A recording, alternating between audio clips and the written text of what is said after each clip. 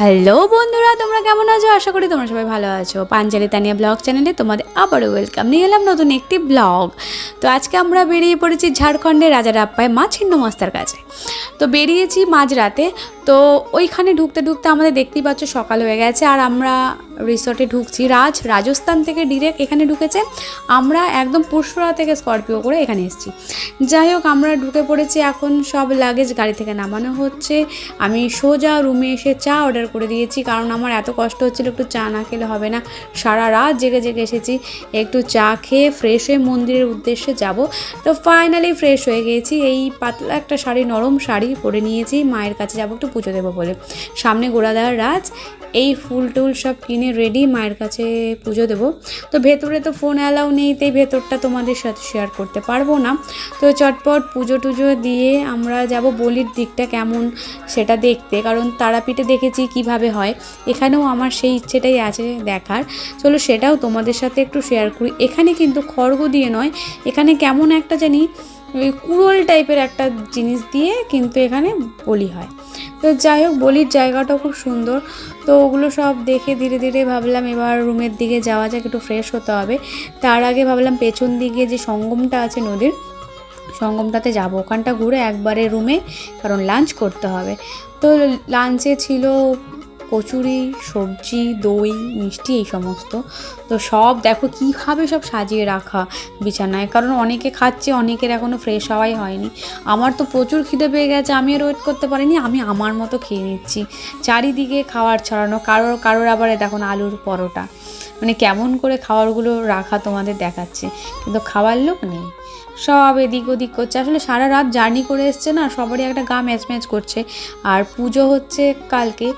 যাই হোক, আজকে কিছু নেই, আজকের দিনটা রেস্ট। আবার চা চলে এলো, চা ফা খেয়ে এখন প্রায় সন্ধে চা ফা খেয়ে সব একটু রেস্ট করে আমাদের ডিনার চলে আসবে।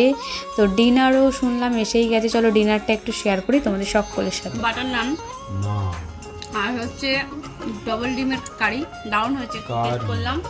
আর হচ্ছে অত বারে বারে বলতে হবে না। আর হচ্ছে চানা মশলা স্যালাড।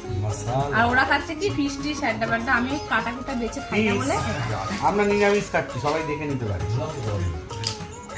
এটা কি দিয়ে খাওয়া হচ্ছে তাহলে? রুটি দিয়ে এটা খায় কেউ? হ্যাঁ, আমি ফেসবুকে এটা ছাড়বো ভিডিওটা। রাজ এটা দিয়েছে, রুটি দিয়ে খাচ্ছে।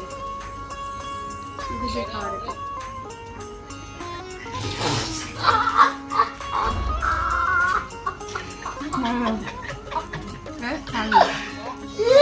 সকাল সকাল রেডি হয়ে বেরিয়ে পড়েছি, রিসর্ট থেকে বেরোচ্ছি, মন্দিরের দিকে যাচ্ছি।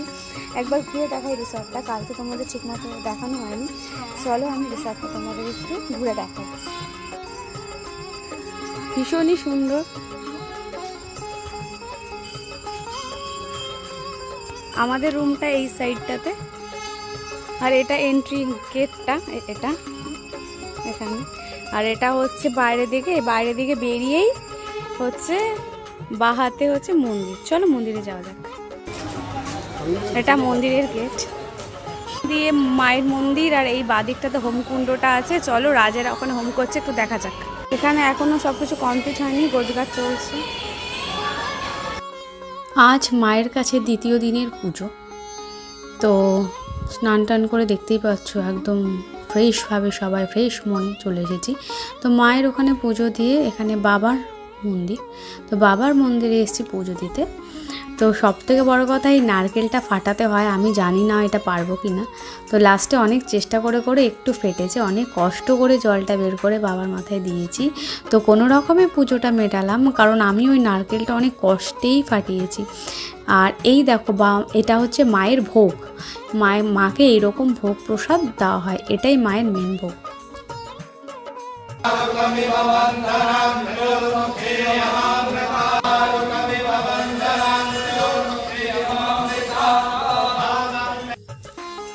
সকালে টিফিন করা হয়নি, একদম পুজো দিয়ে রাজেদের পুজোটা একটু অ্যাটেন্ড করলাম, দেখলাম কি হচ্ছে না হচ্ছে দেখে আমি, স্যান্ডি আর সঞ্জীব চলে এসেছি খেতে। রুটি আর একটা মিক্সড ভেজ অর্ডার করেছি, ওটা এখনও আসেনি। আর হচ্ছে এটা চানা মশলা, একদম ভেজ হোটেল, এটা খুবই সুন্দর খেতে। আমি খুঁজে খুঁজে বের করেছি যে পিওর ভেজ, এখানে পেঁয়াজটাও নেই এরকম। খুব ভালো, মন্দিরটার একদম সামনেই। তো খেয়ে দিয়ে একটু রুমে যাব ফ্রেশ হতে। একদম ফ্রেশ হয়ে ড্রেস টেস চেঞ্জ করে অন্য একটা শাড়ি পরে আবার চলে এসেছি একটা চুড়ির দোকানে। ভাবলাম ওরা পুজো করছে করুক, আমি আর সঞ্জীবী একটু ঘুরতে যাই। আর ওই নদীর ধারে একটু ছবি টবিও তুললাম।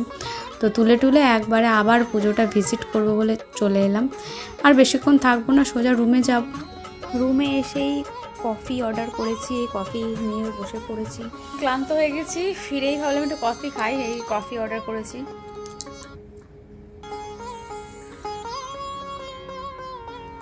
কফিটা একটু হার্ড হয়েছে, আমি একটু হার্ড কফি খাই, খুব ভালোই লাগছে কফিটা। যাই হোক, ওরা কখন আসবে জানি না। তারপর খাওয়া দাওয়া করে হয়তো মানে এখান থেকে গাড়ি ছাড়তে ছাড়তে হয়তো ভোর হবে। তো দেখা যাক কি হয়। ফাইনালি আমরা বেরিয়ে পড়েছি বাড়ির উদ্দেশ্যে। চলো ব্লগটা